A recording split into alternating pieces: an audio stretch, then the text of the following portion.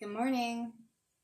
It's Shelly here, and I am having a problem with my Norwex claws. I've had most of these for almost a year now, and some of them are starting to stink, which I know is not normal for Norwex claws. And I've noticed some of them are not as absorbent as they once were. So I'm going to attempt my first deep clean of my Norwex claws. Now this is something that you'll probably have to do, I'd say once or twice a year, depending on how you're using your Norwex claws. And I have watched several videos, YouTube videos, and there's a ton of them out there. So if you're interested in different ways to do this, there's more than one. I am just going to put a little bit of the Norwex laundry detergent and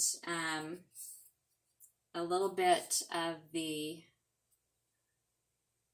booster, the new booster that I love the way it smells, into a pot of boiling water. So I brought this to boil. I already added a little tiny bit of the booster because I'm out and I just wanted to get the powder out. But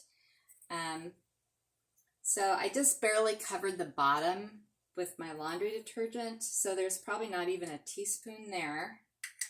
And the same, I would maybe, if I had a little more of the booster, would add a little bit more, but I'm just going to go ahead and dissolve that in there. And stir it up a little, but I think it will dissolve without any kind of a problem. It kind of sudsed up when I put that little bit in there. And so I'm going to start adding the claws that I'm having a problem with. It's kind of funny. It's not really my Enviro claws. It's more my body claws that are starting to smell sour. And I'm starting to wonder if I'm using them too long.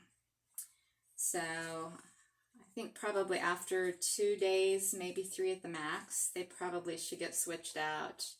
And the other thing that I don't think I'm doing well is wringing them out real well. So if they stay wet, any cloth is going to get bacteria, regardless of whether it has the backlock microsilver in it or not. Now, as I said, there's several ways to do this. I've got a kitchen cloth here. My makeup claws are not really stinky yet, but they're really stained with mascara. So I thought I would try and see if this would take care of that problem as well. A lot of people, or at least I've seen videos where people will go ahead and keep this boiling for, a few hours. I don't know that I'm going to use that method. I think I'm going to, I did just turn it back on, so it's starting to boil right away.